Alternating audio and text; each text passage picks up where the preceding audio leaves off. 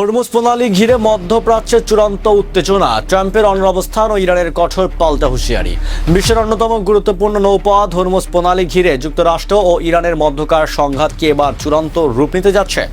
একদিকে সাবেক মার্কিন প্রেসিডেন্ট ডোনাল্ড ট্রাম্পের বিতর্কিত মন্তব্য, খুব শীঘ্রই হরমুজ প্রণালীকে মার্কিন যুক্তরাষ্ট্রের অধীনস্থ বা নিয়ন্ত্রিত অঞ্চল হিসেবে দাবি করা হবে, আর অন্যদিকে ইরানের উপপররাষ্ট্রমন্ত্রী কাজেম গরিবাবাদির অনড় বার্তা, হরমুজ প্রণালী অতীতেও ইরানের ছিল, বর্তমান ইরানের আছে এবং চিরকাল ইরানেরই থাকবে।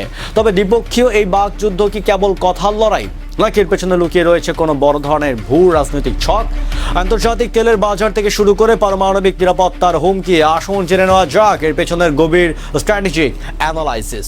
নিউ ইয়র্কের এই জনসভায় ডোনাল্ড ট্রাম্প মার্কিন জনগণের উদ্দেশ্যে মার্কিন অর্থনীতি ও জ্বালানি তেলের মূল্যবৃদ্ধি নিয়ে সরাসরি কথা বলেন। যুক্তরাষ্ট্রে প্রতি গ্যালন তেলের দাম $4 অতিরিক্ত করায় যখন সাধারণ মানুষের মধ্যে ক্ষোভ তৈরি হচ্ছে, তখন ট্রাম্প এই মূল্য বৃদ্ধিকে একটি কৌশলগত সিদ্ধান্তের অংশ হিসাবে তুলে ধরেছেন। তার মতে ইরানকে কৌশলগত ও পারমাণবিক সক্ষমতা অর্জন থেকে দূরে রাখার জন্য তেলের এই সামরিক বাড়তির দাম মেনে নেওয়া যৌক্তিক।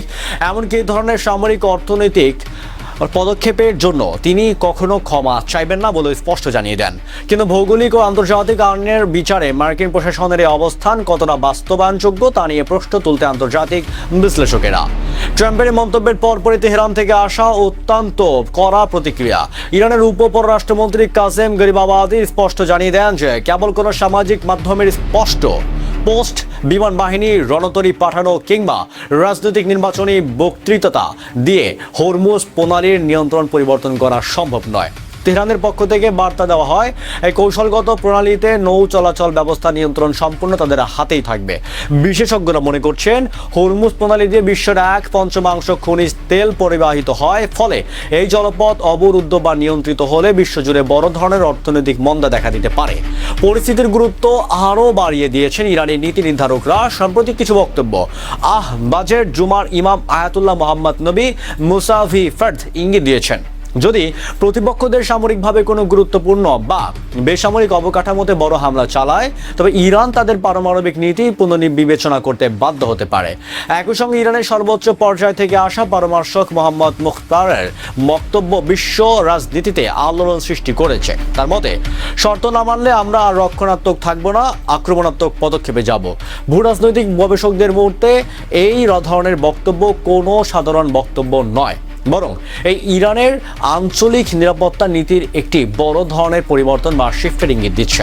একদিকে আন্তর্জাতিক উত্তাপ, অন্যদিকে মার্কিন যুক্তরাষ্ট্রের অভ্যন্তরীণ রাজনীতি। সিএনএন-এর এক জরিপ অনুযায়ী প্রায় 74% সাধারণ আমেরিকান নাগরিক মনে করেন বিদেশের মাটিতে এই ধরনের দীর্ঘমেয়াদী সংঘাত বা অর্থনৈতিক অস্থিরতা তাদের জীবনযাত্রাকে কঠিন করে তুলছে।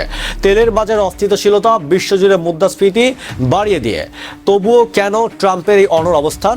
বিশ্লেষকদের মতে, নির্বাচনের আগে মধ্যপ্রাচ্য নিজেদের আধিপত্য ও শক্ত অবস্থান প্রমাণের জন্য এই ধরনের কঠোর শব্দ চয়ন ও অর্থনৈতিক চাপের কৌশল গ্রহণ করা হচ্ছে। বিশ্বের অন্যতম প্রধান অর্থনৈতিক ধমনী হরমুজ প্রণালী কি তবে দীর্ঘমেয়াদী সামরিক টানাপোড়েনের শিকার হতে যাচ্ছে?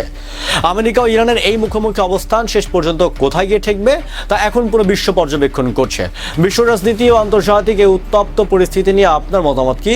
ট্রাম্পের জ্বালানি নীতি কি মার্কিন অর্থনীতির জন্য ফলস্রোত হবে? কমেন্ট বক্সে আপনার মতামত জানান। আন্তর্জাতিক রাজনীতি ও খবরের নিরপেক্ষ অ্যানালাইসিস পেতে আমাদের চ্যানেলটি সাবস্ক্রাইব করে সাথেই থাকুন। ধন্যবাদ।